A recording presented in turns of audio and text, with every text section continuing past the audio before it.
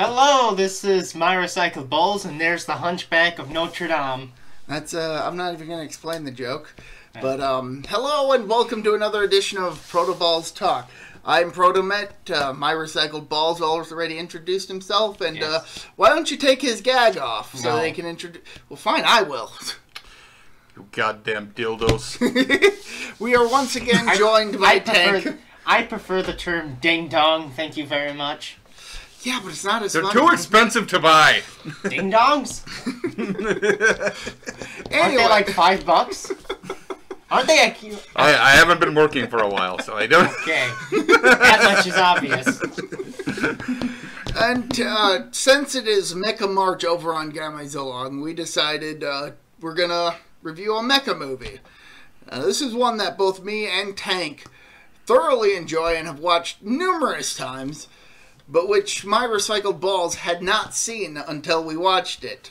And that movie, if you haven't been able to guess from the title of this video, I don't think they've been able to figure it out, or the background image used on YouTube, we are going to be reviewing The Transformers, the movie. And no, none of those Michael Bay ones.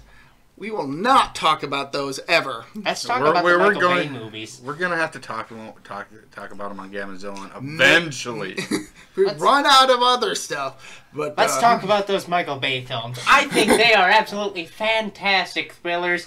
A cavalcade of brilliance and what Can we kill him with fire? What other? I especially love The Last Night and the fact that it was just a love story between Ryan Reynolds and cavalcade of brilliance Ryan and Reynolds love. was in that movie? No, he wasn't. I haven't even seen The Last Night. I was just trying to assign it a random genre that has nothing guys, to do. help me out here. I'm trying to think of more generic appraisal for those movies. Don't. You're just going to wear yourself out. No, we are actually, in fact...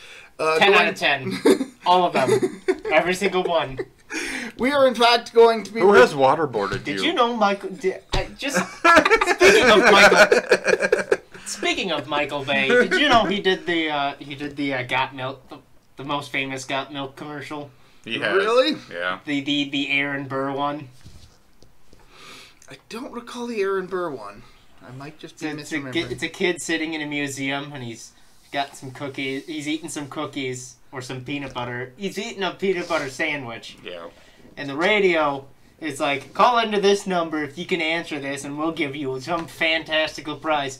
Who's the man that shot Alexander Hamilton? And this guy's a big Alexander Hamilton fan, and he gets all excited, and he calls up the phone, and he manages to get through, and he's like, Aaron Burr! What? Aaron Burr! No milk! Aaron Burr! Got milk. Yeah, he did that commercial. yeah.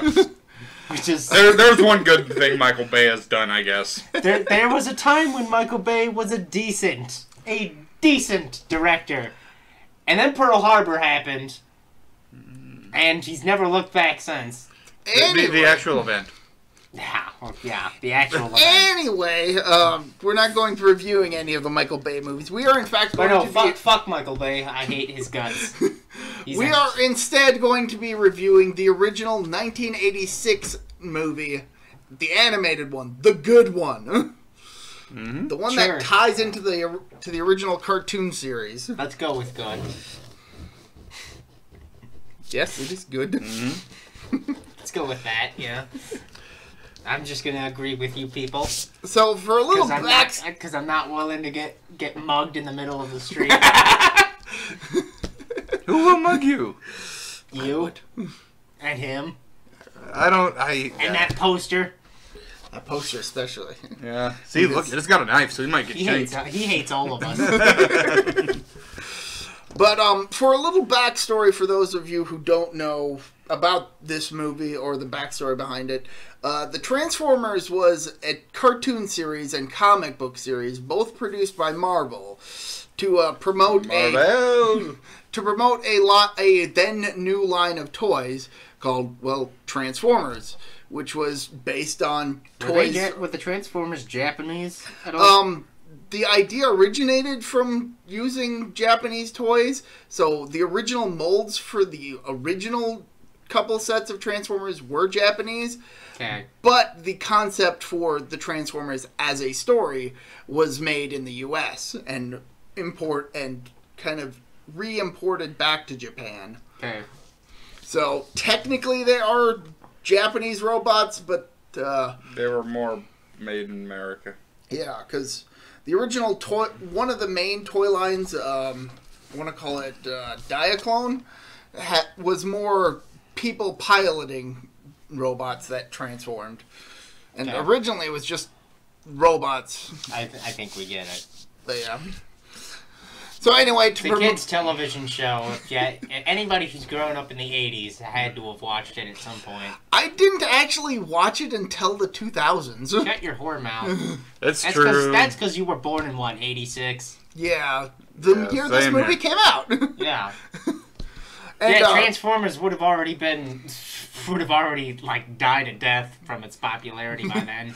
by then, come back thanks to the live action movies. And technically, it never died, as I've discovered. It's just kept on living in various forms. He went through a fucking addiction on Transformers. There is a story that I will not tell, but we're trying to do some research for Gamazalong, and we watched a Transformers series that borderline fucking sucks. Oh, is that the one you guys were telling me the other day? Yes, that is the one. Yes. I'm going to have to get my hands on it at some point. Needless to Yeah, go for it. I have it because, of course, I do. You poor bastard. Because he's a glutton for punishment. Yeah. But anyway. I will say this, Transformers is definitely better than Neon Genesis Evangelion. Shots fired.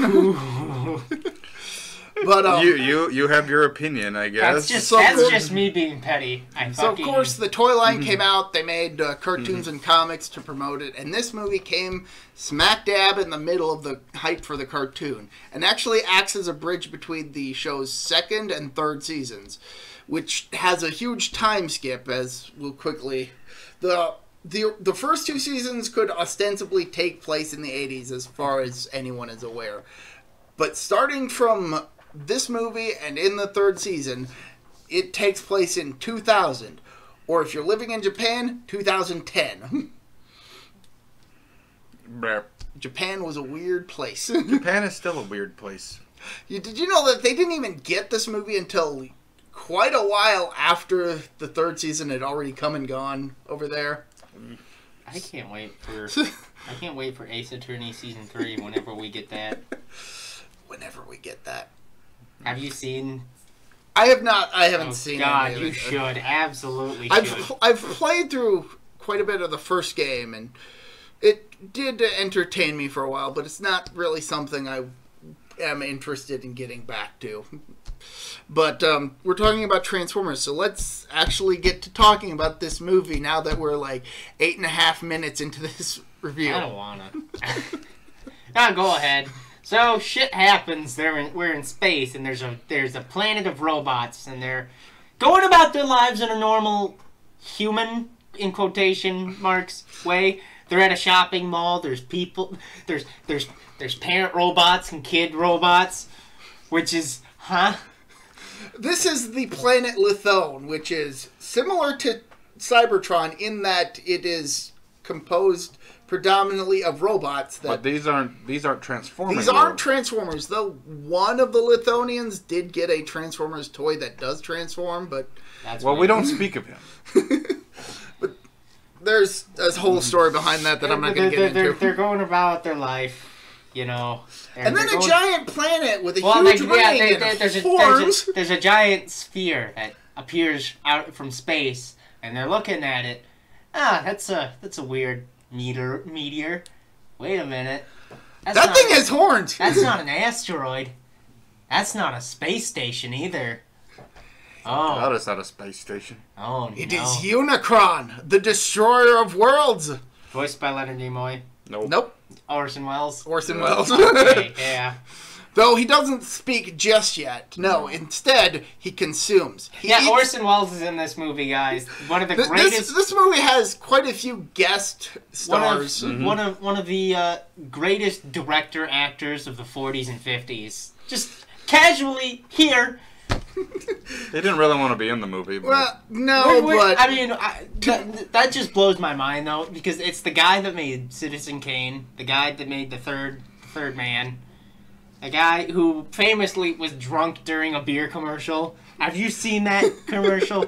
Holy shit, it's amazing. I'd probably be drunk during a beer commercial because it's a beer commercial. To be completely fair, by this point in his career, he had kind of been blacklisted by a number of bigger studios, so this is really kind of... I'm just saying, fuck it. It's Orson Welles. You've got the actor of the 40s and 50s. But yeah, no, he wasn't terribly enthused to be in this movie that's to sell toys.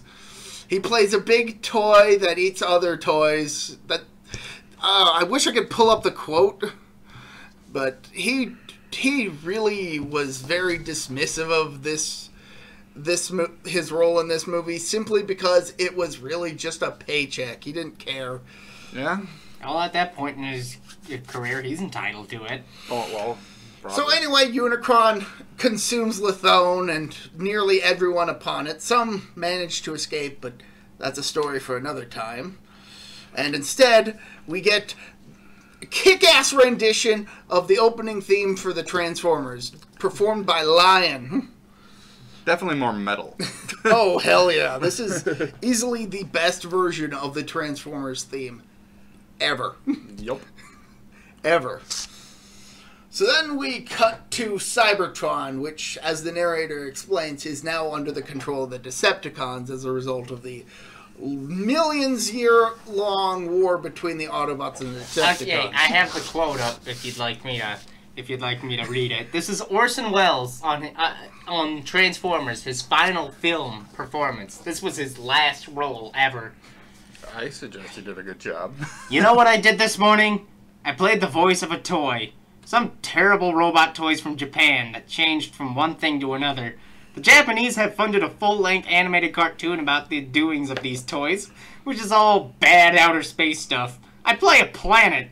I menace somebody called something or other, and then I'm destroyed. My plan to destroy whoever it is thwarted, and I tear myself apart on screen. He's not wrong. That is his... I mean, kind of a spoiler alert, but at the same time, that's a direct fucking quote from the man.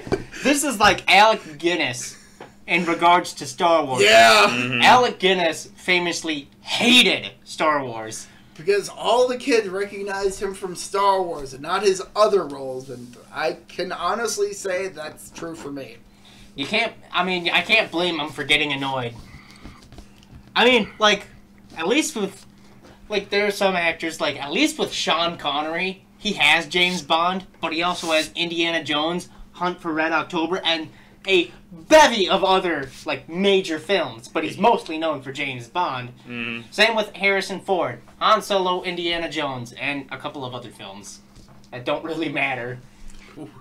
Yeah, that's actually pretty true with some other actors, but I can't really think of much right now. So anyway... Yeah. Kick-ass opening theme, and we get to Cybertron, which, as I've explained, had been in the midst of a war between the Autobots and the Decepticons.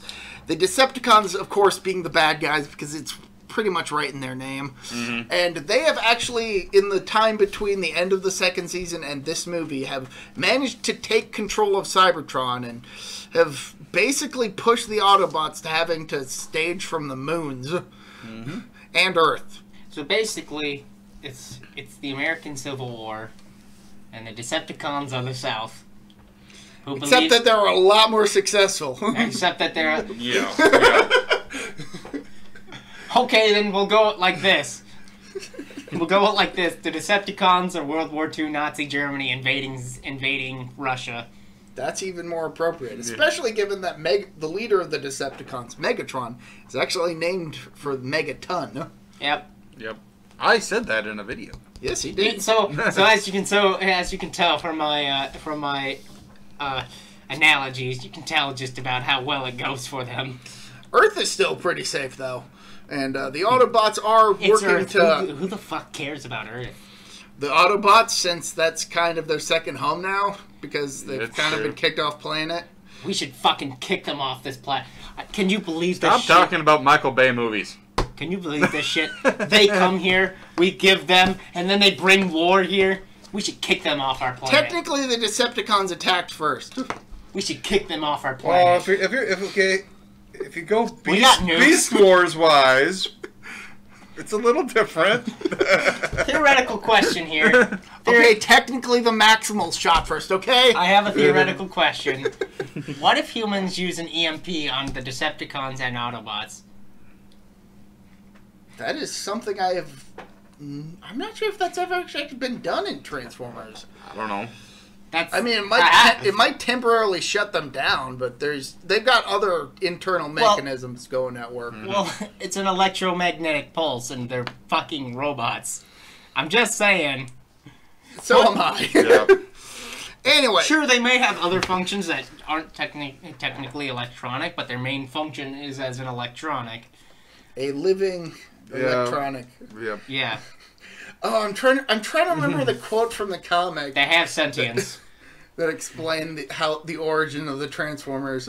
Do we even remember what we were talking about? We're still introducing the concept of the moon bases. We're still very early on in the movie. There's Moonbase Alpha, Moonbase Beta. Actually, it's Moonbase 1 and Moonbase 2, but... Moonbase Alpha, Moonbase Beta. But anyway, the Autobots are staging an attempt to retake Cybertron from one of the moons. And in order to do so, they actually need to go to Earth and pick up some Energon cubes in order to power their war effort. Right. So they send a message to Earth, to Autobot City, as it's called, and then Optimus Prime, the leader of the Autobots, heroic man, voiced by Peter Cullen in his most famous role outside of the Predator and Eeyore. Right. It's a true fact. Was he Sonic? No. No, that was... No, he shows up in Sonic the Hedgehog. No, Sonic was, Jaleel White. Yes, Jaleel White. Did I do that? I'm actually... No, I just recognized Gary Chalk when we were watching Sonic the Hedgehog in the theater. Oh. That's what my comment was. If I even made a comment. But anyway. Who knows? No, wait, that's Gary Chalk. Peter Cullen's a completely different guy. Anyway. They both voice Optimus Prime at some point. So there's another character who is quite, just there because the voice actor. Casey Kasem? No, not Casey Kasem, the other one. Scatman Crothers? No. Frank Welker? No. He's just there, and his character is designed around the voice actor. Oh, Blur. Oh, Blur. Yeah, but that's in Autobot City. We'll get to that. I'm just saying. Some of these character designs... The Matchbox guy. So, yeah, the guy who did the Matchbox cars commercials. But he's in he also did FedEx for a time, too. But that's a little later in the movie. So, on the moon base... fuck.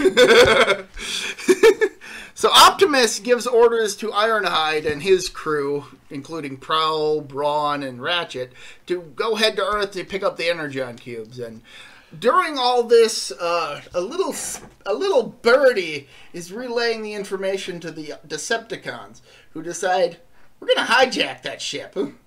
We're gonna. I don't know the appropriate terminology. They're gonna Trojan horse it, basically. Yeah, pretty much. So without a big horse. So the Decepticons attack this Autobot shuttle, full force practically, blow a hole in the side and kill all of the crew. Because the toys are no longer selling. Yes, but the fact that they're killing off characters, popular characters that the kids know and love, killing them in cold blood. Cold Energon. Cold Energon. Thank you. Thank Primus, apparently. These losers. That's shocking. That's shocking. Mm-hmm. I'll get to the why they kill off these characters I've seen outside of the. Well, yeah, I mean they're robots, so. Yeah. I've seen worse robot deaths. I mean, I've seen even sadder robot deaths. I've seen more horrific robot deaths just within Transformers, but. Yeah. So the Decepticons pretty much Hijack the ship. hijack the ship and kill. Head to Earth. Yep. And then there's a little boy and a red. Jesus Christ, that kid. Daniel? That fucking kid. Did we talk about his dad? No, not yet. No, we haven't talked about Spike. Okay, so we'll mention this here. Spike is a character who is a kid-aged character, like around just like on the cusp of puberty age. Mm-hmm. In the first 2 seasons, and in this movie and the rest of the series, he's a full-grown adult with a kid, Daniel. Mm-hmm. That's really all we need to say. Yep, and he's fishing with. He's hanging out with Judd Nelson. Yep. Hot Rod. Yep, he's they're fishing, and then they get a message saying that the ship is going to be arriving, and Hot Rod pretty much says, "What a bore!" Because apparently he's seen so many. He's more interested in fishing. But Daniel decides to go off, and Hot Rod goes with him. And midway through, Daniel nearly crashes on his hoverboard. But then Hot Rod catches him and transforms into a car around him, and they speed off, and they end up pissing off the old disgruntled war veteran Cup. Yep. Fill that cup up with coffee and we'll drink it, you know? Cup being voiced by Lionel Standard here. Lionel Standard. That came out weird. Lionel Standard? Admittedly, you probably don't know a whole lot of what he was doing at the time. He was kind of in a similar situation to Orson Welles, wherein he was once a big actor, but ended up being blacklisted due to a bunch of stuff. So this was kind of just a paycheck for him, but he kills it in this role. Whenever I think of Cup and his voice, I think of Lionel Standard's performance. I just think of Cup. So I have no idea who that person is. I know him. Oh? I know where he's from. He's the fucking barman in Once Upon a Time in the West. Yes! Hey, don't break this table, come on. That's great, actually. Yeah, we haven't watched that one yet. You'll know him when you see him. I'll point him out. I'm sure you will. So, yes. Let's see what anyway, else Hot Rod and Daniel make it up to Lookout Point, which is not the same as Makeout Point. Oh, man. No. Oh, man. Do you really want to bring Kiss players into this, huh? You forced my hand with that, huh? Yeah. Yeah. He's the one that wants to see it. We'll hear it, but... Oh, God. No, we're not talking about Kiss players. Let's move on. They get to Lookout Point. Daniel spots that there's something wrong with the shuttle. Hot Rod gets a closer look, and they realize that the ship is full of Decepticons and rush off to go warn everybody. I just want to say I didn't instigate any of that. I was just sitting here. Yeah, that was just 100%. That was your fault for bringing it up. I just said, "Aw, man." Then he went off with going Kiss players. Well, okay, it is your fault then. I blame you for this. I'm sorry. We're moving on. No. We're moving on. So Hot Rod and Daniel rush off to go warn Autobot City about what's all going on. He lets Cup know, I think, at some point. No, he just ignores Cup because he's the old guy. Actually, no. They start. Hot Rod starts attacking the shuttle, which alerts the Autobots that something's wrong. So the Decepticons end up ejecting from their intended Trojan horse and just start attacking en masse. And whoo, boy, wow, it is a massive battle with just about everybody, new characters, old characters. We get introduced to characters like Springer and RC and Blur, which we finally got back to that point. Fuck. I love the guy, but fuck Blur. Back where when Lucas used to work At least where he I does- worked, at he had a mode. He said he had a mode called blur mode, so he went really fast and started talking really stupid. Yeah. That sounds like Lucas. Actually, that does sound like him. I called it blur mode because it was me in the zone, just doing work, rushing through it, but still doing a quality job. Here's the thing with ProtoMet is he likes to talk, but he doesn't like to think about what he's saying. So he's... My mouth has a tendency to be quicker than my head. Yes. That's why he stutters the way he does. There's just some days I look at him, I'm like, and the things that come out of his mouth sometimes, I just like, do I need to slap you? I say some really weird shit. Don't we all? Yep. I can't deny anything. We're also introduced to Ultra Magnus, who in this is voiced by Robert Stack, who people probably know more for his role on Unsolved Mysteries as the host. Right. Mm-hmm. And he has since passed away. Yep, he has. And let's see, Perceptor's Passed away there, in but 2003. Perceptors is just the voice he's of been- his normal Yeah, voice Perceptor actor. was introduced in the second season, so he's a returning character. Then there's Blaster, who now has his own set of cassettes, which hadn't previously been shown. They've never showed up ever. Never No, after this movie. some of them do show up in the cartoons, and they have a bit more prominent role. He was in Beavis and Butthead Do America. Yeah. Yeah, He was He the was head the FBI guy. Yeah. Yeah, he was the ATF agent. Yeah, Fleming. yeah, that makes sense. Sounds like him. yeah, that's his voice. Just like if it wasn't, I was like, this guy's doing a really great job. Oh, Yeah, he was also in Recess School's Out. Nice. What was he, the general or He whatever? was the superintendent. Okay. Okay. Okay, dude, man, I'm sorry. Mini rant. Recess is such a good show, and so is School's Out. It's a good movie. That's all I gotta say. I'm nostalgic for that movie because I grew up on that. Mini rant over, I guess. Yeah. If you even call that a rant. Dude, there was a second Caddyshack movie. Yeah, don't Yeah. think about it too hard, Yeah, though. it was bad. Don't. Okay. Joe versus the volcano. That's Anyway, the we're movie moving. title. Anyway, it stars Tom Hanks. Yep. What the fuck? I think He's Meg got the- Ryan's in it too. He's got the Oh my God, he coronavirus is. right now. Tom Hanks, Meg Ryan. Yep. Oh my god. I'm sorry. Anyway, getting back to Actors work Transformers. good together. Decepticons are attacking Autobot City. The Autobots are fighting back. They transform Dude, the Roger city. Ebert liked that movie. This is a chaotic movie. We learn that some characters like Windcharger and Wheeljack are dead. And it is just chaos. Is Bumblebee dead yet? No, he's still on the moon, remember? Fuck. Hey, man. What's your issue with Bumblebee? Bumblebee's cool. Bumblebee owes me like $10. Oh, okay, that Oh. makes sense. Dick. Why'd you give a Transformer $10?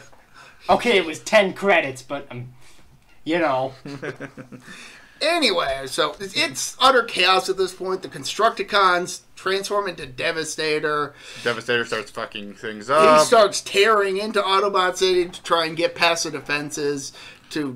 Apparently, there was intended for there to be a sequence in which a bunch of Autobots from the first couple seasons would have done a valiant effort to try and fight back against the Decepticons, but it would have ended up as a Charge of the Light Brigade type situation. Which, spoiler alert, didn't end well for the Light Brigade. I forget which one that was. Oh, it's like a painting or something. It's basically a story about a group of soldiers who attempt a daring attack and are utterly slaughtered by their opponents. Right, that. Never just- mind. So, like, Pickett's charge. so it's like in the South Park movie where they just take all the African Americans and have them be first. I guess, except not nearly as racist, Yes, not as very as racist, but and more like just a bunch of people overestimating their chances. oh, Again, I think Pickett's charge during the Civil... Okay, so during the third day of the Battle of Gettysburg, this might make sense.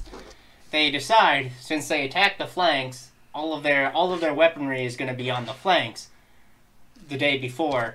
So they decide. So Robert E. Lee decides, I'm going to attack the center. I'm going to take all my forces and attack the center. There is no possible way this could go wrong. It goes horribly wrong. It goes horribly wrong. With them losing like 2/3 of their soldiers. Yeah, I have no idea if that's the inspiration for Charge of the Light Brigade or if there's some other battle. Charge of the Light Brigade sounds like a Napoleonic War. It might be. Thing. All I know is that there's like a painting. You can look it up while we're talking. But, yep, go ahead. But that was a planned sequence that got cut, so it doesn't really matter. I'm just mentioning it for the fact that this is basically an explanation for why there are a lot of characters from the first and second seasons that just getting killed off. That don't return in the third season. So Devastator is destroying a bunch of things, tearing into Autobot City. Then another Autobot shuttle comes. Well, at one point, Blaster actually attempts to send out a distress signal to Cybertron, which gets attacked by Soundwave's mini-bots. Yes, then he releases his mini-bots. Which is the introduction of them. And they hope that their message got through. And it did, because an Autobot shuttle then shows up. Optimus sends out the Dinobots. And they kick ass! Yes. Okay, so let me get this all together, because I think there's another reference there. So the Charge of the Light Brigade was an actual happening. Hold on. All right, now let's continue on. it was an actual event in, I believe, 1854 during the Crimean War, with the Crimeans and the Russians. I thought it was pronounced Crimea. I pronounce it Crimea. So okay. It's whatever. Good enough. For another reference, potato. For those who want a rather detailed account on it, I would suggest listening to Iron Maiden's "The Trooper." There you go. So just recommend anyone to listen to Iron Maiden. Yeah, we summed it up, but the Dinobots get on the scene and they kick ass, and it's then. Can I just say fuck the Dinobots? I'm sorry, I hate them. They're supposed to be stupid. It's not. Them being stupid is fine. It's just they're annoying. I think they're annoying, especially later on in the movie with the other character that they find.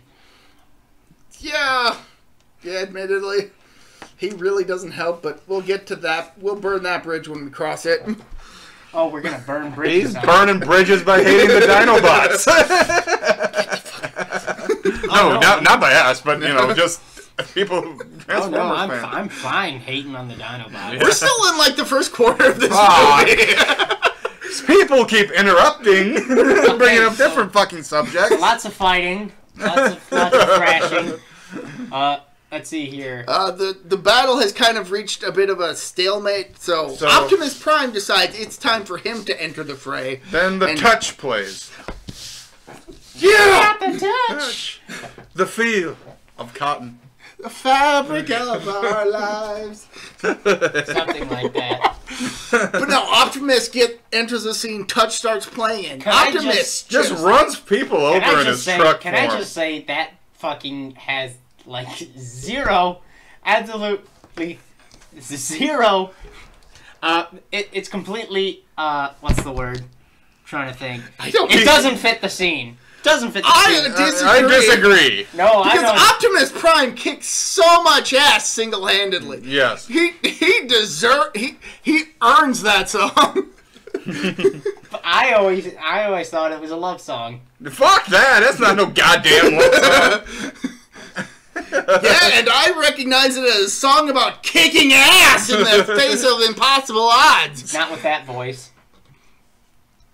Oh, admittedly, and with my voice, yeah, no. Yeah. My voice sucks. Yeah. Bitch. Especially when you were watching Royal Rumble. It's kind of Pavlovian. Now, suppose it was sung by William Shatner. I might have given it a chance. Fuck William Shatner. This is where the touch. I will fucking flip this table. This is the point where the. I don't care. I'm joking. I like William. This point in the movie is where the touch entered pop culture. Yeah. Yeah. So So, Optimus kicks a whole bunch of ass, and he finally reaches Megatron. Yeah, and out comes Megatron, and they fight for a bit, and then Hot Rod's being a young idiot. Yeah. Optimus gets a couple cool lines that end up getting Optimus repeated. gets shot. Optimus has a couple cool lines, like one shall stand, one shall fall, which gets used to death in the movies. Yeah, in the live action movies. The live action movies do that to death, but this movie handles it really well because it's Optimus versus Megatron. One-on-one. The eternal rivals. And he also says, "I thought you were made of sterner stuff." That's also that's also a meme.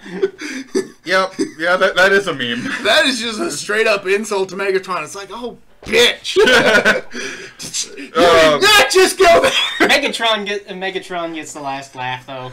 Yeah, he does manage to severely damage Optimus. Not just severely damage, mortally wound him, more like it. Even before Hot Rod entered the scene, Optimus did get damaged. Yeah. Hot Rod's interference turned the tide in Megatron's favor. Yeah. Cup even says, "Stay out of it. This is Prime's fight." But no, Hot Rod has to rush in. It's because he's the loser. I consider he's him a hothead. Yeah. Oh, is that why he's called Hot Rod? Yeah. Pretty much. Yep. Now you know. But ultimately, Optimus does win the battle and badly damages Megatron to the point where he orders all of his Decepticons to retreat because they've taken severe damages at the hands of Optimus fucking Prime.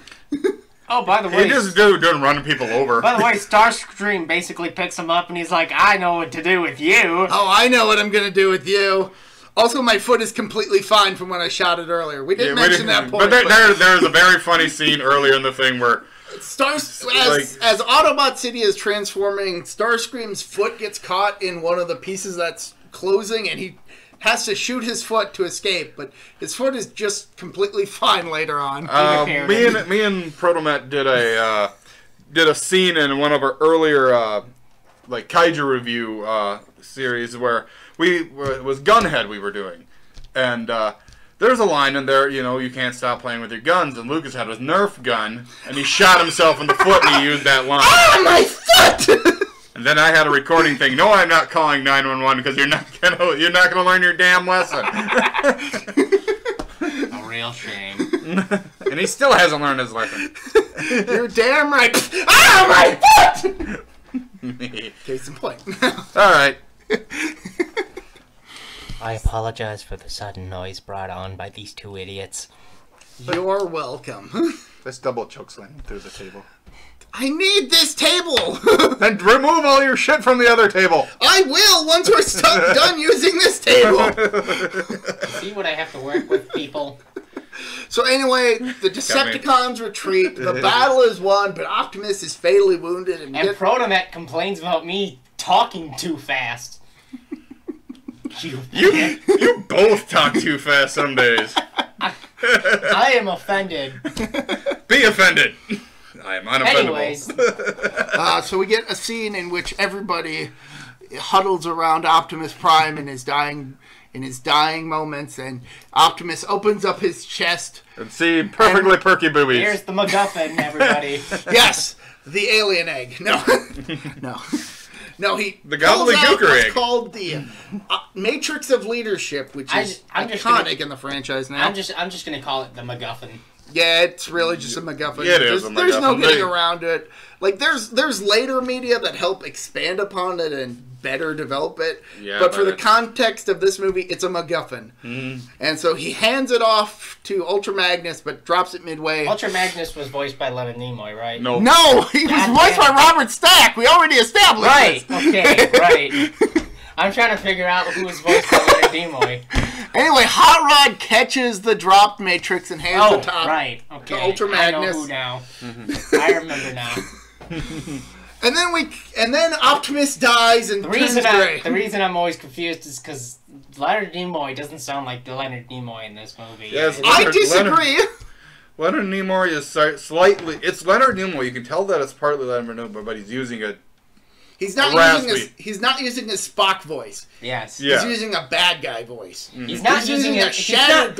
He's not even using his Civilization 4 voice, which is awesome, by the way. Best game in the series. Don't at me. Is that the one with Baba Yetu? Yes. That is the one with Baba Yetu. That's like the only thing I know about that game. And Dude, Baba Yetu's a great song. Go Baba Yetu. If anybody who hasn't I have heard... no idea what the fuck you're talking about. Remind me to play that for him later. We'll show you Baba Yetu when this is over. But anyway, it's just...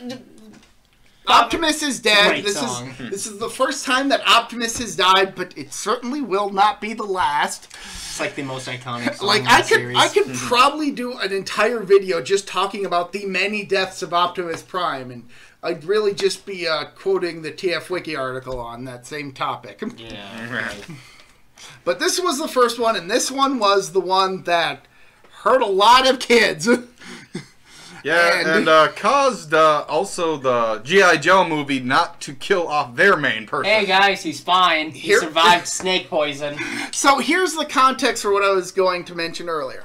So the Transformers, the movie, and the G.I. Joe movie were in production at around the same time. But the writers of the G.I. Joe movie had come up with an idea for their movie to kill off their show's lead hero, Duke, and replace him with a new character, Falcon? Hawk? I can't remember. I never watched G.I. I'm not a G.I. Joe guy. I think Hawk was a different guy. Doesn't matter to me. Probably matters to a lot of you guys out there who are listening and you're yelling at me, but doesn't matter to me. Anyway, they kill off Duke. Piss off the wankers. By having in the movie the movie's lead villain, Serpentor, stab Duke in the heart with a snake. Let me repeat that. Stab Duke in the heart with a snake. And the guys at Hasbro are like, oh, that's a good idea. Hey, guys working on a Transformers movie, could you kill off Optimus Prime? It's like, yeah, okay. So Optimus gets a beautiful death scene, and Duke gets stabbed in the heart with a snake. I'm fine. because kids reacted so poorly to the death of Optimus Prime that they were in tears, and this caused the guys who were working on the G.I. Joe movie, which I assume was pretty close to the end of production, to insert a line at the end of the movie where somebody over the radio declares that Duke's just fine, got stabbed in the fucking heart with a goddamn snake, but he made it. Is it just me? Is it just me, or were kids in the 80s even bigger pussies than I thought? I was a kid in the 80s. I was never a pussy. Don't lie to us. You both were one and got one.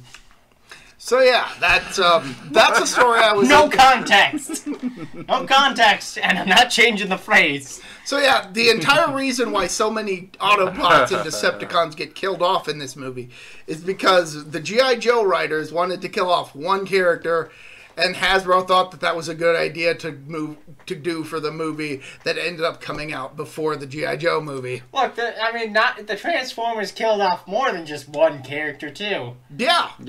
Just to prove that they were more They just awesome than G.I. Joe. Yeah, they just casually killed off a bunch of characters. It's like, fuck, Ironhide gets a pretty horrific death. Like, he's barely alive, and then Megatron with his fucking huge arm cannon is like, yeah, no. Yep. Pretty much just... Yep. Okay. Anyway. Is your voice going to be continue on after that big... He won't be singing You Got the Touch anytime soon. No. Oh, wow, my voice is really kind of strained from that, now that I'm hearing it. Good job. Way to go. You keep going. We were at the Decepticons trying to kick everybody out now. Okay, so the Decepticons are trying to throw out all the basic... Yeah, the ones that are broken or trashed. And Starscream finally picks up Megatron and says, goodbye, pretty much, and just... You are the weakest link. Goodbye! Pretty much. It's just simple like that. And all Megatron can do is say, Starscream, You bitch! Kinda. You fuck! I'll get you, you whore! Yep, pretty much just like that. But, no, maybe with it being a PG movie, not with them words, but... Indiana Jones was a PG movie. I know. I don't know when the rating system started. Rating system started in, like, the late 80s. It's because everybody was so goddamn... No, it's because... okay, so... Raiders of the Lost Ark was PG. Yeah. And by the time Temple of Doom came out, that's when PG-13 came into okay. effect. So yeah, Megatron is floating through space, Which would have been probably about 85, I would say. yeah, probably around there. Yeah. And They should have made this movie PG-13, as a side note. yeah, they probably should have with all So the. Starscream declares himself the king. Yep. Tries to declare himself the king. Actually, and Soundwave objects to that. Yes, and then the Constructicons butt in saying, Hey, we formed the strongest being. We should be king. Yep. Then they try to And transform they start inside. fighting, and I feel so bad for the one Transformer who's actually hauling all their fucking asses. Oh yeah, that's Astro Train, by the way. He's a triple changer where he can become a ship, a spaceship, a train, and a tank. So they're trying to figure out all this, who wants to be in charge and all that silly nonsense. Then Megatron and shit, you're back. the I didn't grunts. see you come in. Keep going. Okay, whoever the other grunts run into Galvatron. Not Galvatron. Fuck. You okay? I'll be fine. I'll be fine. Yeah, you seem a little shocked, but we'll continue on the. Yeah, just keep going. I'll try catching up from when I. Okay, so Okay. the. Is this past the point where? Well, we're trying to get to the. We already dumped out Megatron. Okay. And Yeah. Starscream has already declared himself king. Yeah, but then That's Starscream. Megatron trips on something. It's like, oh, he's tripped. I am now the leader of the Decepticons. Yeah, pretty much. Yeah. Basically, and as I said, Megatron basically pulls out Starscream, you bitch. Yeah, pretty much. Pretty much, yeah. And so Megatron and whoever. So all the fucking trashed Decepticons are floating out in space. Yeah, and they run into Unicron. And And Unicron's basically like, hey, yo, Megatron, I got a deal for you. pretty much. And that deal is you work for me now. Or you die. Oh, I'm just gonna. Good deal, isn't it? And Megatron's like, I'm not really in much of a position to argue. Well, no. Well, it's Megatron. He's gonna argue either way. Well, he tries, and then Unicron's like, goodbye, and he's Yeah, like, no, wait, no, I confess, I confess, I'll do as you say. It's like the fucking robot chicken sketch. I'll suck your dick. Well, blow me down. So, yeah, Unicron gives Megatron a new body in the form of Galvatron. Yeah. Voiced by Leonard Nimoy. We got that. Okay. Now you can stop asking who's Leonard Nimoy's voicing. I'm gonna keep asking who's voiced by Leonard Nimoy now. It's a running gag at this point now. God damn it. Yeah. How could you? I mean, at least it isn't any worse than having balls on your knees. I heard. He told me that he had to actually leave the table and Yes, go. he had to leave. He died. He died. I died. What was that in reference to? Oh, I forget what that was in reference to now. You were like, now imagine you hit your shin on a coffee table. Oh, right. Okay, Star Trek 6. That's right. Okay. All genitals are not on the same spot. I had to think about that for Anyway. a second. So, Megatron is now Galvatron, and the trashed Decepticons The Seekers. are now Scourge, the Seekers, Cyclonus, and his Armada, which disappear after this one scene. Yep. Oh. Who fucking needs him? Yeah. So anyway, in Really? Cybertron, I think it's Cybertron. No, we go back to Earth. Oh yeah, we go back to Earth. Fuck that. And Did we talk about the No. Did we talk about the moon base getting eaten? That's why we're going back to Cybertron. yep, the moon base. No, we're not going back. We're going back to Cybertron. Starscream's coronation. Yeah, that's Yeah. what I was talking about. Okay. Yeah. So I got Starscream is basically being crowned by the space robot Pope. I guess he won. Either that or all the other competitors beat each other up, and he just kind of was like, all right, Well, I'm the last one standing. Sounds Why about nobody took him out first? No, is beyond me. no, right. The most seriously. egotistical son of a bitch. Exactly. He's such an egotistical son of a bitch. He has a medieval style coronation. Yes. It is. It He's is. basically being crowned by the Transformer Pope. Well, he. Ramjet is white and has a cone for a head. Yes! Yeah. So, Ramjet well- is Space Pope confirmed in this timeline. never considered that, but now that's canon, I guess. All right, I'm glad. I guess it's canon now. It's headcanon now, Yep. at least. So anyway, Galvatron shows up and he's Headmasters. like, "Sup, bitch? I heard you're trying to take over. Too bad." Zap. Yeah, shoots Starscream, who has like had one moment of being king, and now he's dust. Yep, pretty much. He's been king for 2 seconds. Maybe not even. And now he's dust. And Soundwave is like, "Yay!" Pretty much. yeah, Soundwave in this situation probably would have been the most wise choice to take over from Megatron. Yeah, exactly. He was the most loyal to Megatron. He was the one who carried Megatron to Astro Train at the end of the Battle of Autobot City. Yeah, so Rumble was carrying his gun. Yes. So then Galvatron's basically like, "I'm in charge. Any objections?" And Soundwave is like, "Nope, not a single objection." And then Rumble's like, what did he say his name was? Galvatron. And then everybody chants it. Yeah, Galvatron. Because they not smart much. Meanwhile, on the moon base, I think they've just watched this whole thing and are a little dumbfounded about everything that's gone on. And then a giant yellow planet with horns and a ring shows up and decides to eat them. No Yep. reason. Yeah, for no reason at all. He was just hungry. He was a little peckish. It's called the Destroyer of Worlds for a reason. Devourer of Worlds. What about the Eater of Worlds? Consumer of Worlds. I can't even remember what I called him at the beginning of this. So anyway, Spike and Bumblebee do manage to get off the moon before it's eaten, and as it's being eaten, they detonate a bomb to blow up the moon and hopefully kill Unicron, and that doesn't work. Nope. And this results in Spike uttering a now famous line, Shit. at least for me. Oh shit, now what are we gonna do? Keep in mind, this movie was PG.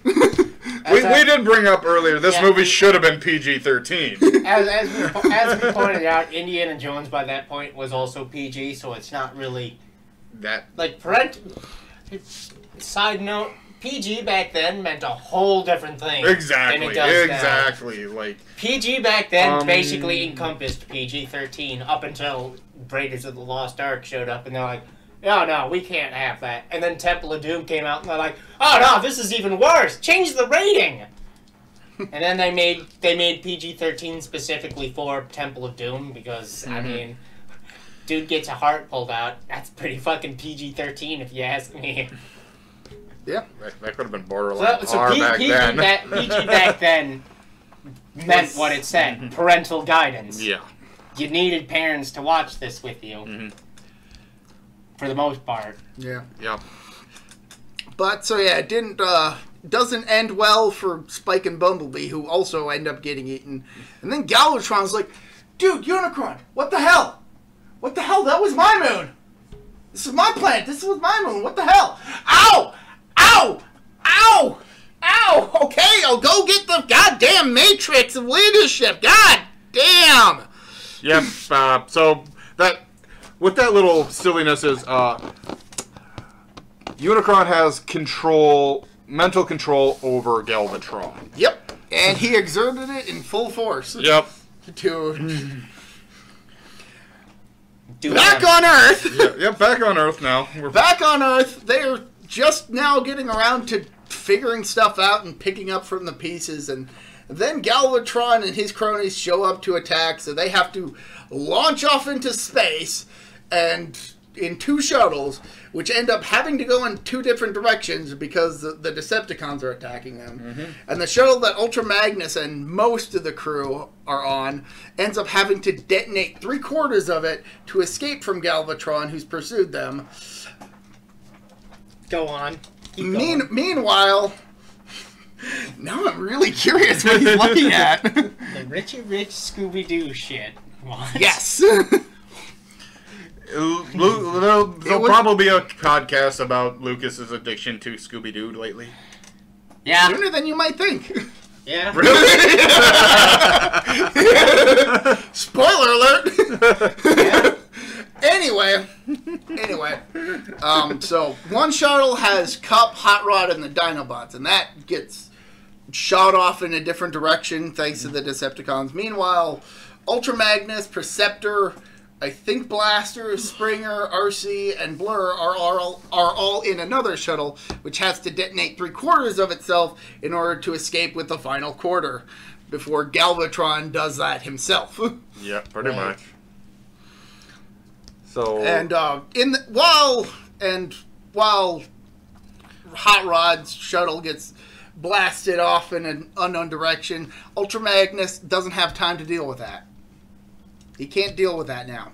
Right. yeah, he literally said, "I can't deal with that now." Like, So we get back to Hot Rod and that crew, who wind up having to crash on the planet of Quintessa. Oh, Jesus Christ. And we get a rock song, Appetite for Destruction? No, Hunger. Hunger, yeah. Hunger. Instruments of Destruction was during the attack on the shuttle at the beginning of the movie. We get Hunger playing in an underwater sequence in which Hot Rod fights a giant robot squid to save Cup, who has been dismembered. Yep, pretty much. Yep. And then he puts them back together, and then he's like... And then Cup has the nerve to complain about a missing piece. It's like, come on, you lost 2 arms, and now you have them back. I believe it was an arm and a leg. Yes. Well, I feel better. Let's go! And then they immediately get caught. He actually, I believe Cup stretches first. He's like, "Oh wait, I'm fine," and just continues. Well, he says that there's a piece or 2 missing, but he's actually feeling better than he was before somehow. Maybe that's why. Anyway, they come across this group of other robots, and Cup decides, I know what to do. I'm going to give them the universal greeting and offer them a bit of energon. Ba weep grana weep nini bong. And the other bots reciprocate, Ba weep grana weep nini bong. Ba weep grana weep nini bong. Oh my god, these... Ba weep grana weep nini bong. And the Piranacon's not very smart. They're actually the Alicons. I'm sorry for using the proper name, but they are way too receptive to the fact that they are being offered treats and actually capture Cup and Hot Rod and take them off.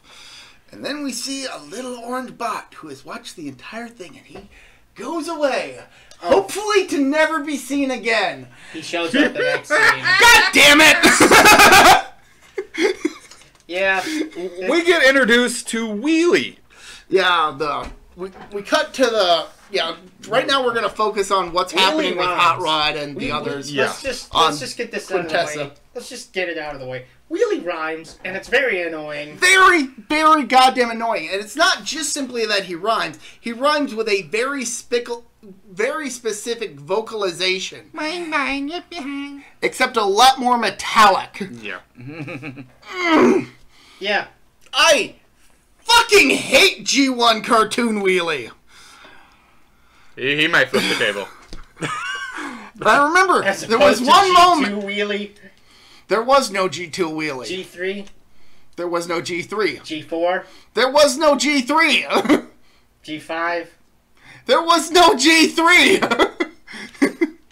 Wheelie was only in G1. Okay. Then why do you even fucking mention it? Because it's very specific, because there's a Generation 1, which consists of the 80s stuff. Then you have the short-lived Generation 2, which was an attempt to revitalize it under the title. No, we're not getting it, because I simply asked, why do you even add G1 if there's only one wheelie? To differentiate this continuity from Generation 2. Okay, and the other continuities. Okay, whatever. Just say you fucking hate Wheelie then. Because I don't hate Wheelie in all the cartoon continuities. Especially, and I'm actually... just say you hate this Wheelie. I do hate this Wheelie. There we go. And leave it at that. We're done. We're done with this portion. Okay, we're back on Earth, or we're gonna still focus on the stuff on Quintessa, because if I split everything, your head's hopping back and forth, yeah. So we're focusing on Quintessa. We get to the Dinobots who are arguing with each other. That's nothing new, though. No, it's not. And then Wheelie shows up and bullies them for a bit, and then they're like, "Hey, you could be our friend." And all the while, Wheelie is talking in, as we mentioned, this rhymey, metallic, high-pitched voice. It'd be the only way that the Dinobots could understand him. Fuck you, Frank Welker. You voiced too many characters. Frank Welker is God. He is, but he's also the voice of Wheelie. He's also the voice of Fred. He is also the voice, and Scooby. And Scooby, nowadays at least. Yeah. He was also the voice of Dr. Claw. Abu in Aladdin. Yes. Abu. He was also the voice of He was the monkey? Generally, if you hear an animal in a movie, dude, it's Frank Welker. Okay. He did a pretty alright, I believe he also did a pretty alright interpretation of Robin Williams in the Aladdin cartoons. That was Dan Castellaneta. Oh, okay, never mind then. Okay. He's not in this movie, as far as I'm aware. Dan Castellaneta? Yeah. Good. They would have probably made him Homer Simpson as a Transformer. The Simpsons wasn't even a thing yet. They would have made him Homer Simpson as a Transformer. Okay, so don't shoot me. Oh. You fucking yellow-bellied coward. So anyway, Wheelie in his annoying... See what I have to put up with. You see what I put up with? Anyway, Wheelie tells the Dinobots he knows where their friends are. Why is it whenever you're here, everything goes off the rails? They go off the rails just fine when it's just the two of us. Honestly, I barely got a word in edgewise last time I was here.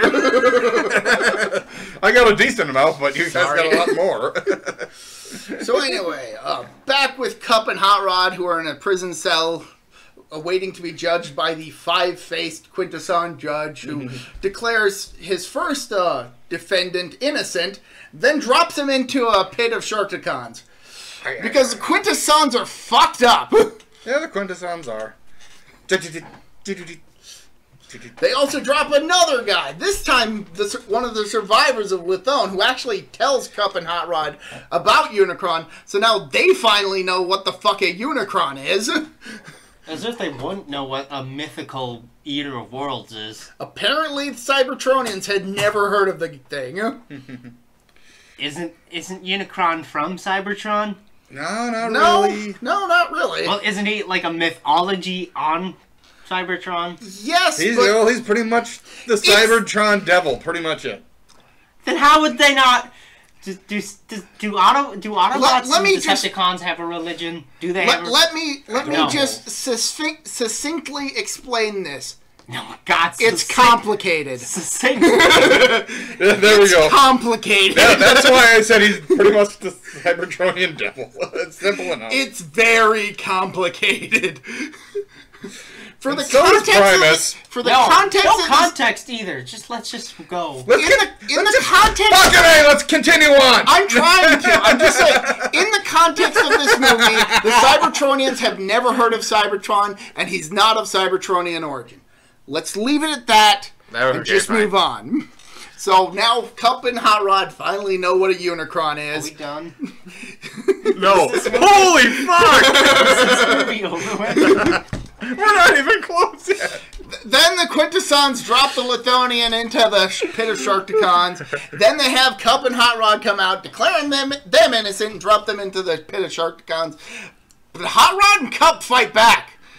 And they actually do manage to get out of the pit with the Sharkticons. Yeah. And then the Dinobots and Wheelies show up, and Grimlock just stomps his foot, asserting his dominance, and is like, hey, Sharkticons, go eat the Quintessons. He's like, fuck them. I actually liked that scene. It's actually kind of funny because like the Sharkticons just kind of look at each other. It's like, wait, that was an option? Let's do it. Yay. Grimlock. Also, Wheelie knows the location of a spaceship. Fuck Wheelie. So now we can finally get back to Ultra Magnus and the others as they arrive. And they are accosted by Eric Idlebots. We'll get to that. No.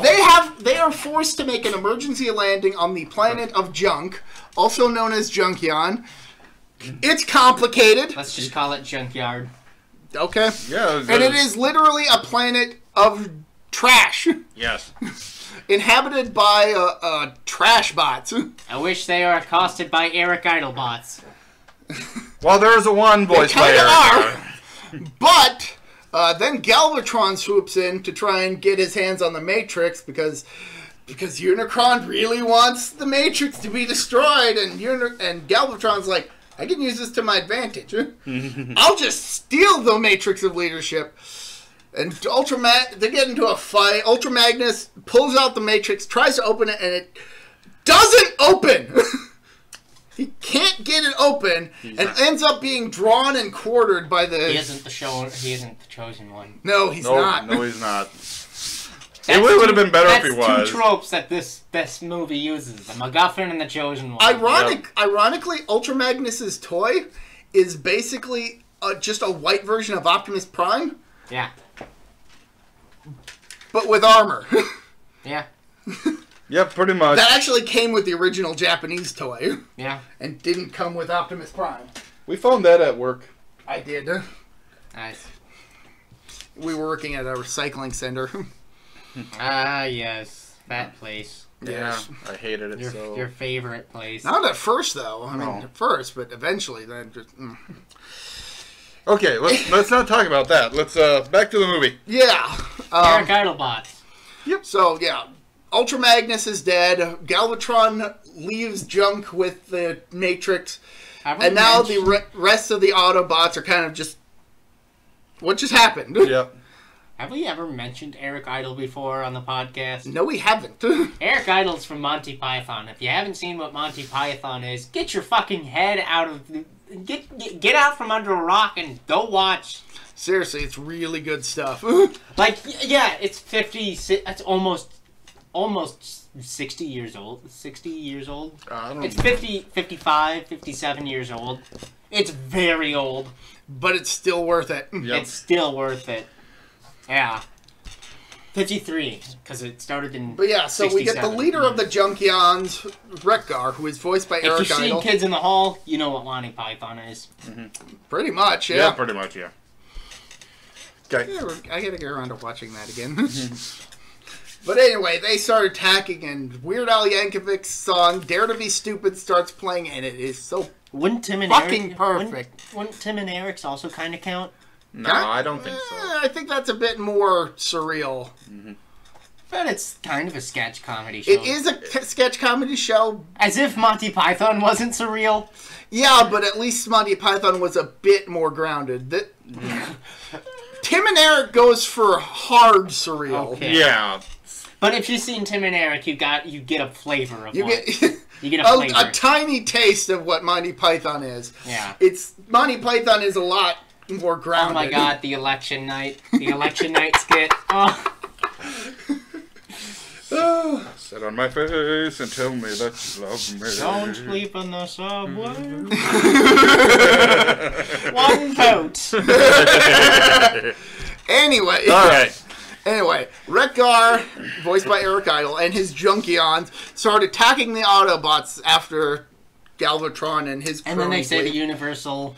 Then the Quintesson ship that Hot Rod, Cup, and the others hijacked. And Wheelie. They it arrives on the planet. Hot Rod is Cup is ready to go, guns blazing, but Hot Rod's like, wait, hold up. What's Put that? the gun down. Maybe we should try that universal greeting. How did it go? Wait, never mind. I remember it. Takes out an Energon treat. Ba weep, grana weep, nini bong. Ba weep, grana weep, nini bong. Ba weep, grana weep, nini bong. Ba weep, grana weep, nini bong. Ba weep, grana weep, nini bong. And, Goes over a lot better this time around. and then We get a dance number and everything. with the song, Yep, Still scared to be stupid. Fun fact. Eventually, Weird Al would actually voice Wreck-Gar in a later cartoon. In fact, I have that toy right there. Coolio. Probably put it with my Weird Al albums. Anyway, So that goes over swimmingly, but they I only love how have... he points, and we just have to look over and we can see it. But the viewer has no context to where he's pointing. Yeah, we were dancing before, so... One of the greatest things about this podcast is the fact that the viewers will never know. Once they actually bother to look it up Yeah. themselves. Yeah. I trust them to be able to.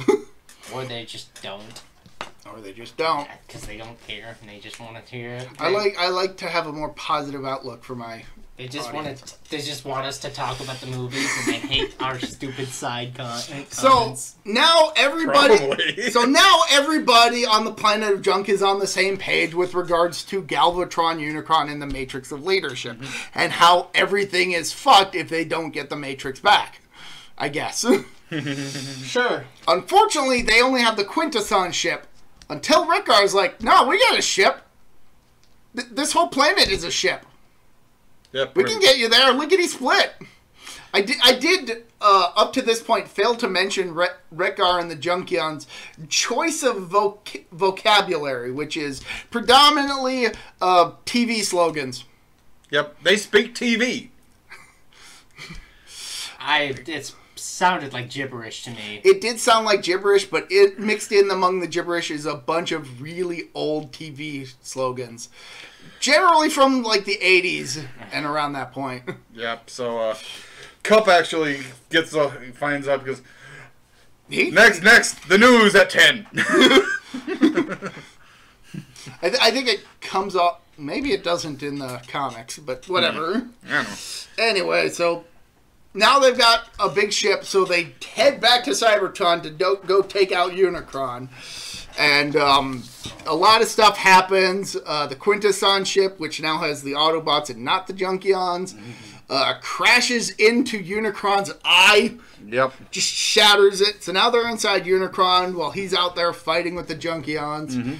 Who have Ultra Magnus with them. Ultra Magnus is back from the dead, by the way. Yeah, the Junkions put him back together and shined him up real nice. If nothing else, the Junkions are really good at putting stuff back together that have been broken. Supposedly. Even each other. So, I mean, there's actually one point where one Junkion gets dismembered and he just picks his arm back up and pops it back on. Then he turns into a motorcycle for another Junkion who hops on. The Junkions are crazy and I love them. it's a big battle inside Unicron. Yes. And Galvatron and the others are Hot there, Rod too. gets separated and ends up encountering Galvatron, who has the Matrix of Leadership around his neck. Because earlier, before we got back to everybody getting to Unicron, Galvatron decided, well, now I've got the Matrix. I'm going to put Unicron in his place. Why won't you open? And then Unicron's like, fuck you. Boom. Yep, Unicron pretty much keeps So now Galvatron. Galvatron with the Matrix of Leadership is inside Unicron, and now he's caught up with Hot Rod, and they get into a fight, and all sorts of other crazy stuff happens. Daniel, who we have not mentioned at all since his introduction, Because he finally shows really back. doesn't do much. He doesn't do a whole lot He's now. a little rat shit bastard. He uses his dad's old transforming exosuit to shoot down the lid of a I dissolving guess furnace. that would be his Galvatron. I want to call it a furnace. It's a boiler furnace. Okay, Yeah, boiler furnace, pretty much. blast furnace. Yeah. I would consider it.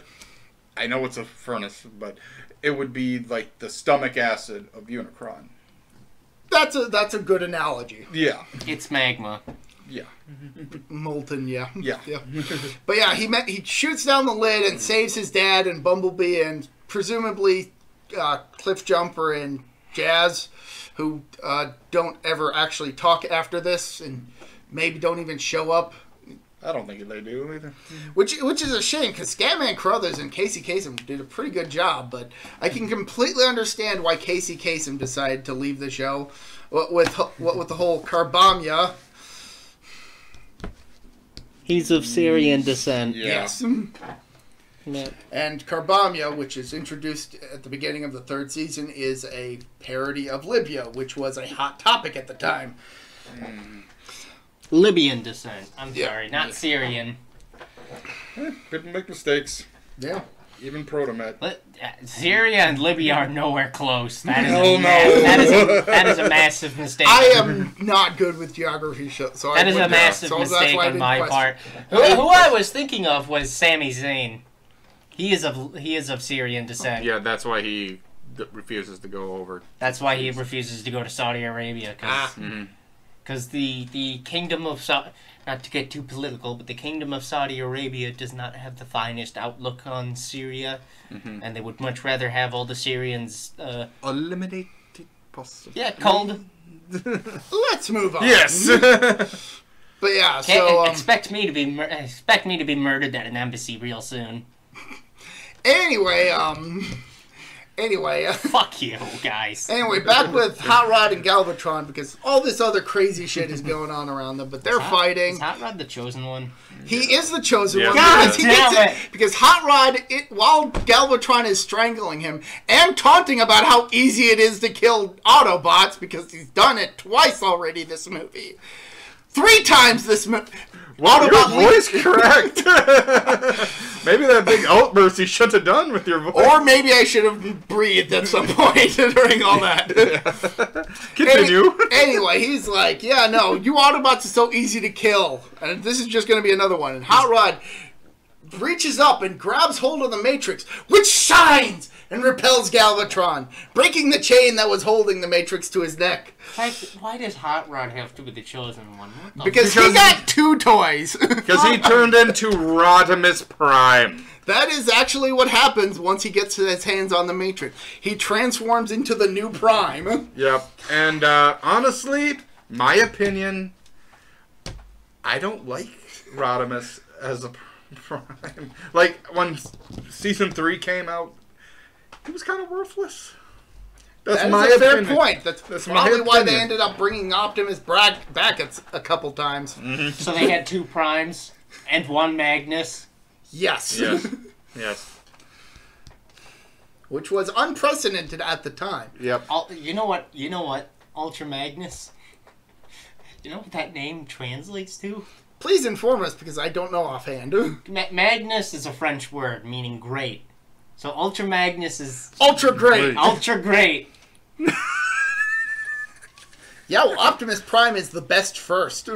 It's true. Yeah. It is. Yeah. And Rodimus Prime Optimus Primus. is Rodimus first. Yeah, Optimus Primus. So yeah, Hot Rod's the chosen one. He turns into Rodimus Prime. He opens the Matrix of Leadership. Just starts a chain reaction with Unicron, which ends up causing Unicron to tear himself apart. I just want you guys to know that's how you get a girl at a Comic-Con. You open the Matrix? No, you tell them that you know what Ultra Magnus's name is.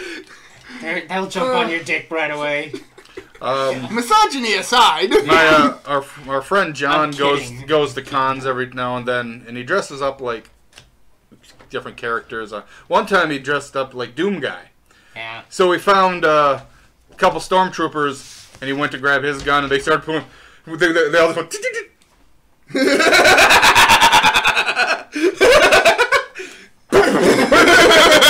they all just went. Yeah, that sounds right. yeah. Yeah, so pretty much they missed him. Okay. Yeah, we got that. Yeah. So anyway, Anybody who's been to the Stormtrooper Academy of arms would know. There's actually a scene in The Mandalorian. I'm pretty confident that this is from it. Either that or it's something fan-made. But there's one point where there these two stormtroopers who are just kind of sitting there. One notices that there's like a can off in the distance and takes out his blaster and tries shooting at it. Again, and again, again. The other guy's like, missing. And that's pretty much the entire scene. That should be just a meme. It was for a little bit, I think.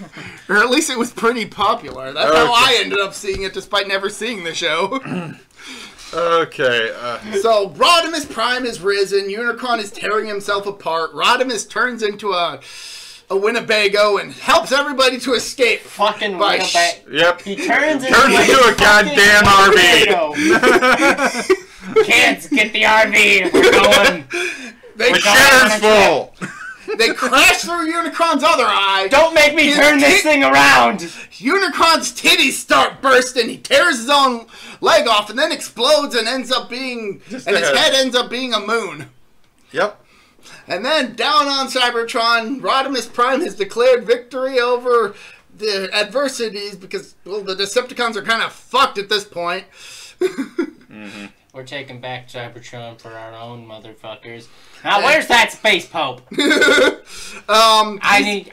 got excommunicated with the other Decepticons. How does the Pope get excommunicated? He commits atrocities. That's how. The Space Pope, at least. The Space Pope. That's not how it worked. I just want to point out, that's not how it worked in World War II. Well, this isn't World War II. This is the war for Cybertron. Well, this is basically World War... This is World's War II. Okay. As long as we're not talking about World War III, the triple ring. Anyway, Rodimus Prime declares victory in this, and he declares Cybertron's back in the hands of the Autobots, and declares that everything will be okay till all are one. And Unicron's head is still just orbiting, and then the movie ends. Yep. God, this was a fucking slog to get through. My lord, I didn't think we were going to be this long. We've gone longer. We went, like I said, our record's 2 hours on Wrath of Khan, but only because that was such a good movie. Mm-hmm. I would argue that this is a good movie, too. I consider this a good one. This is probably my favorite movie. Wrath of Khan was better, though. Let's be honest. Let's be honest. On a technical and philosophical level, yes. And that's why it took so long. But for just a pure 80s action movie that just... Also, it's because we were kind of new to this podcasting thing. Anyway, I'd give it a 7 out of 10. That's fine. I give it a 10 out of 10. See, I'm not a Transformers fan, so... Also 10 out of 10. People might look at me and be like, you fucking harlot. I'm not a Transformers fan. I'm sorry. That's why it's a good thing we got you in on to watch this, to give your unbiased opinion. It's a 7. It's a good movie. It's got a great cast, but other than that, it's a fantastic soundtrack. Yes. It's other than that, not even just the songs, the background music by Vince DiCola is phenomenal. I'd argue the soundtrack is kind of corny, but that's me looking at it in the eyes of someone. You have to admit, though, when the movie started and that Transformers opening theme, you admitted that this movie was 80s as fuck. Yeah, this movie's 80s as fuck. That's what I mean by corny. It's unabashedly 80s, and if you were watching in the 80s, I'm sure it'd be like a fucking trip. But we're watching this in 2020, and it's like almost 40 years old. No. 30. 30. Yeah, 34 years old, whatever it is. Mm-hmm. Almost 40, yeah. Yep. Almost 40. In about 6 years. Like if you round up a bit. If I ultra round up. But yeah, no, it's fine for what it is. The cast is great, but it does nothing. But other than that, does nothing for me. To be fair, this movie was... as I mentioned before, intended to act as a bridge between the second and third movie and to primarily sell toys. Yeah. So, yeah, that complaint is valid. Mm-hmm. That having been said, outside of that context and with the knowledge of what happens in the cartoon, which, don't worry, it's just a bunch of standalone stuff. It's not super lore heavy. Don't worry, after season 2 and this movie, you don't need to watch Transformers again. Oh, I would say watch season 3 for Galvatron alone. He gets even crazier. Yep, he goes nuts. He goes absolutely nuts as a character. Don't watch season 3. Don't do it. Don't put yourself through that torture. Do it. Do it. Do it. Just do it. Just do it. But yeah, no, love the movie. Fantastic soundtrack, fantastic cast. Many of whom who weren't already in the show didn't return for the show, so... That's because most of them are dead. Well, Judd Nelson's fine. No, I meant their characters. That's because their characters are fucking Well, dead. no, the characters who died were all in the first couple seasons, so their actors were already on the show. Oh. Mm-hmm. I was just talking specifically about the characters who got guest voices.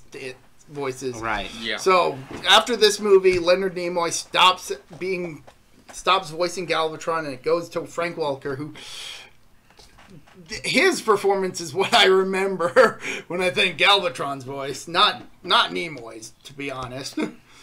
But that's because I just love fucking batshit insane Galvatron. He does. He gets batty. Does Starscream ever come back?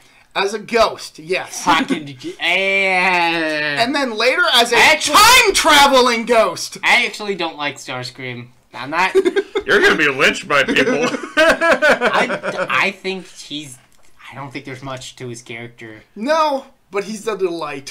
Well, like Like in Soundwave. I like Soundwave, but that's because he has. That's because his main strength is he has no personality. Yeah, his whole deal is that he's really just reconnaissance, but he does have loyalty. Mm-hmm. Yeah. Like even some later media depict Soundwave as being basically a de facto leader of the Decepticons in absence of Megatron and any other leader. My opinion on Because everybody Starscream. respects him. My favorite Starscream is in got ears Transformers Prime. That was a really good one, yeah.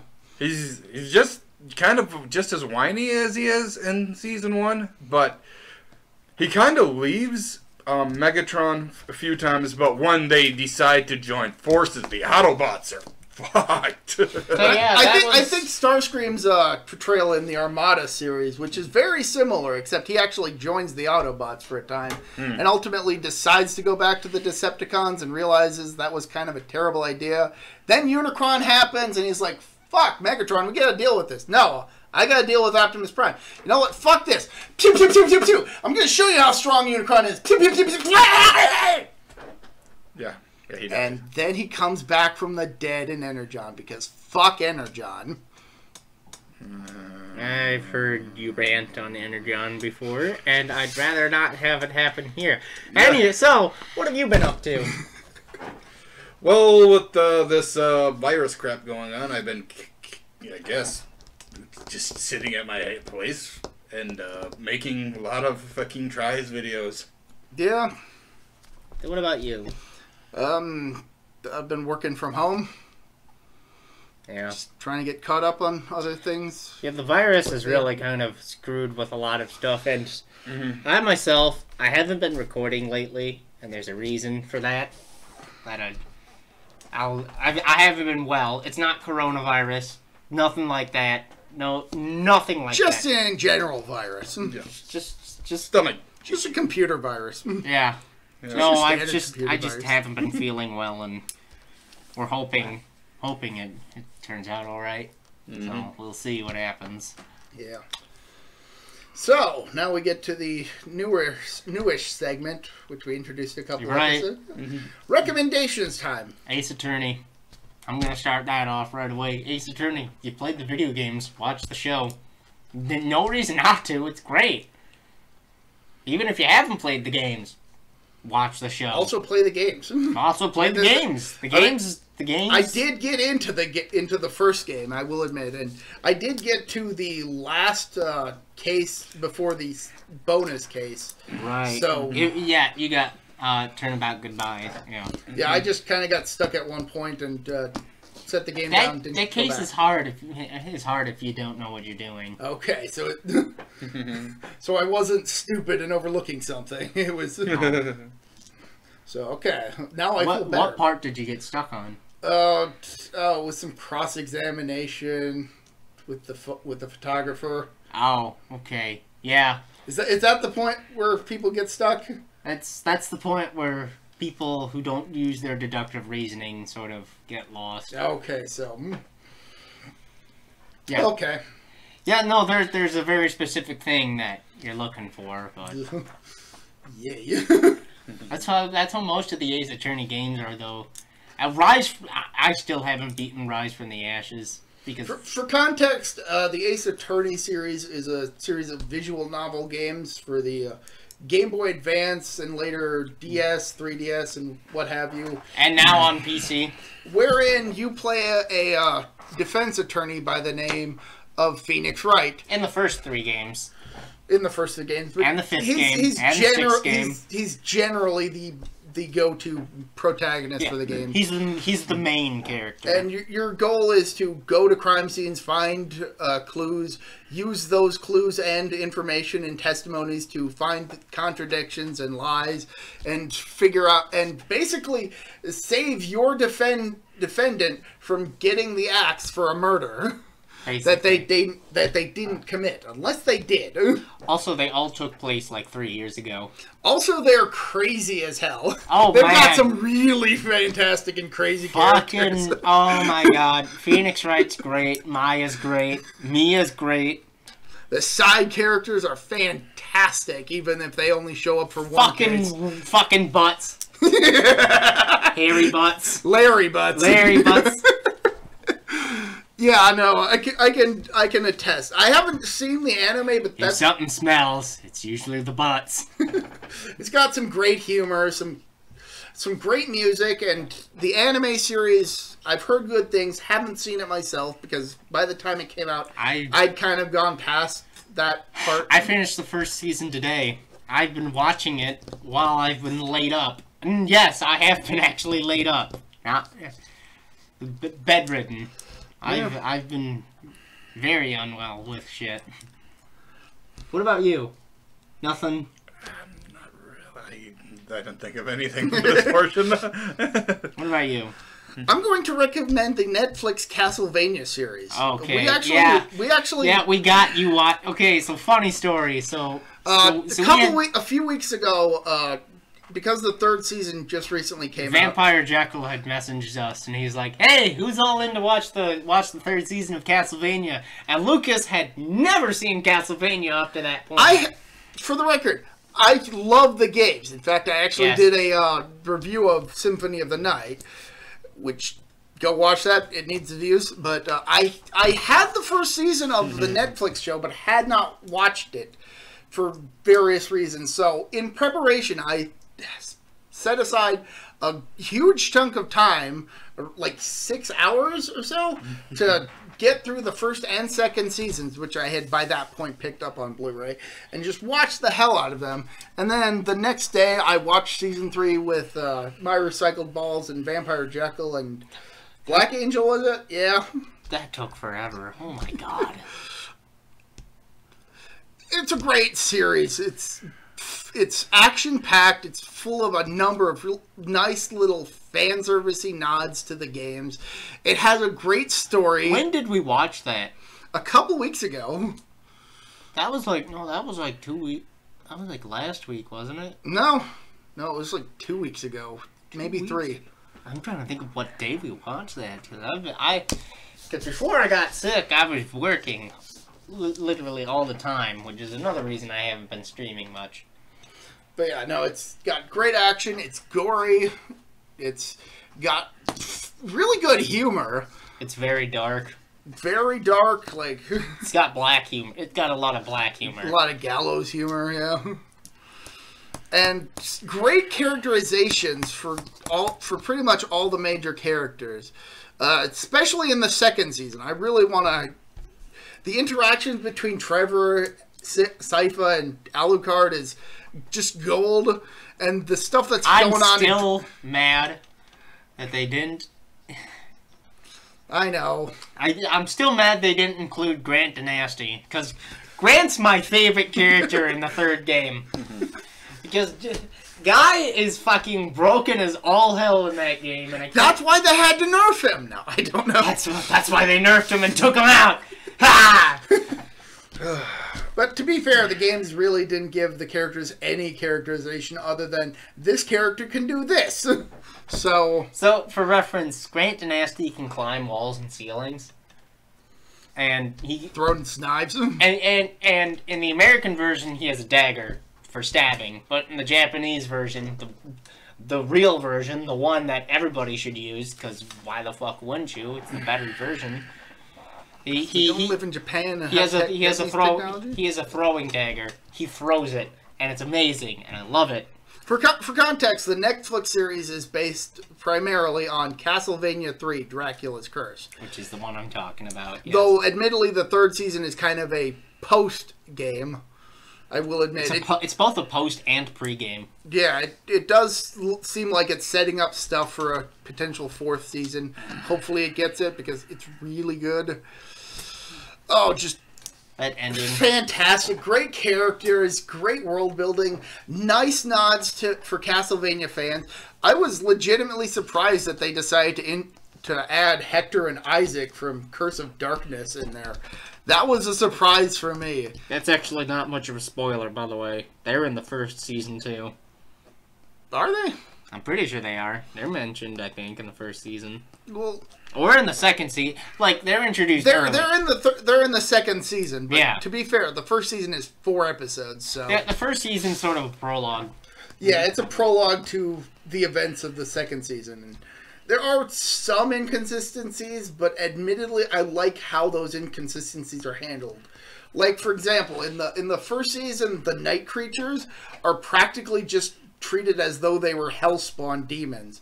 Then the second season reveals that, they're actually monsters created by humans. Then the third season decides to fuse the two by revealing that they're creatures made by humans, but using souls pulled from hell. That was the second season. Third season introduces that, or at least delves into that much more. Okay. So it does handle its inconsistencies very well, and they're few and far between for what there is. All right. And as far as the story, basically Dracula gets just fucking over humanity after they murder his scientist wife under the guise of her being a witch. Kill the witch.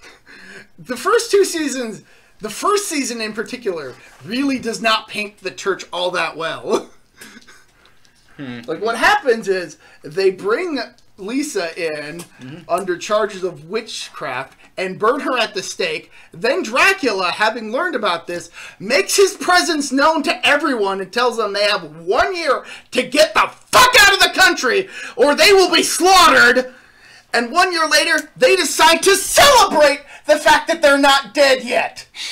So what does Dracula do? Kill every fucking one of them! Can I say my thing now? Okay. Because I've been thinking each time. Go ahead. Go ahead. Go ahead. It's not like we're gonna push 2 hours on this fucker. No. It's already almost supper time. Yeah. Well. Thanks, Lucas. Well, I recommend Umaru. Oh yeah. The Moto Umaru-chan. Yeah, Moto Umaru-chan. The manga and the anime. I don't want to say anything. It's a very good. It's a very good show. I highly recommend it. It's hilarious. All I've got to say is no context. Yeah. Well, you're entitled. No context. It's a great comedy series. Yeah, I agree. Just pure hilarity. It's about a 16-year-old girl that in school is the most beautiful. She's the knowledgeable, Most athletic. She's the school idol. Yes. Yes, pretty much. She's Comey. Yep. Yeah. Yep, she's Comey. I have started that, by the way. She's basically Comey. But more outgoing. Yeah, more outgoing. She can talk at home, she's the polar opposite. Yeah, she is just a troll.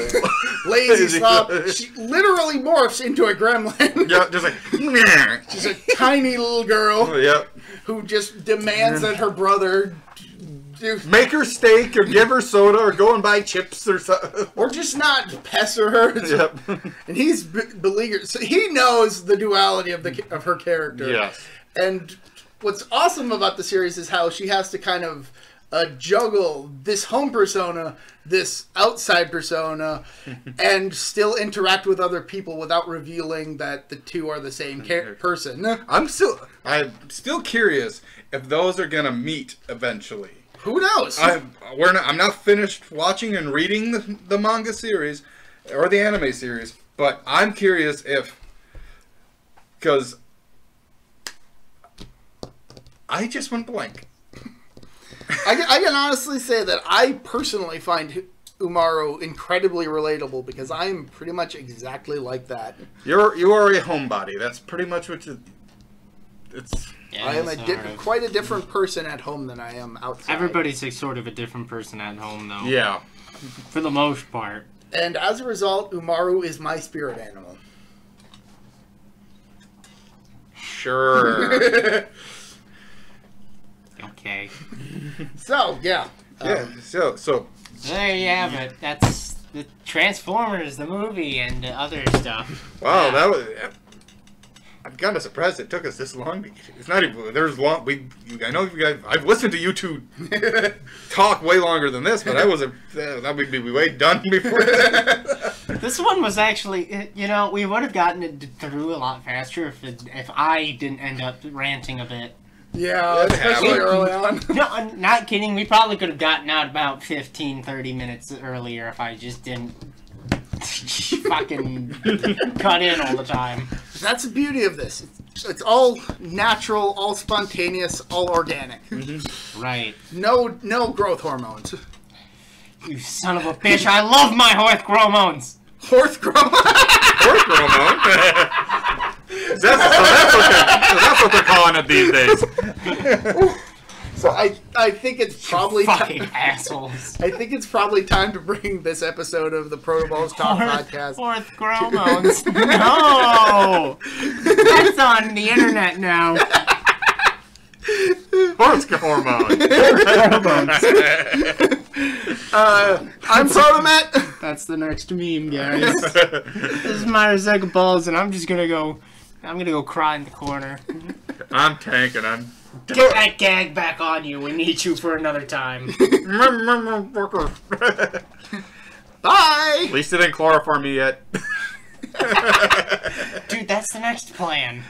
Spoilers. God damn. All right, see ya. Bye.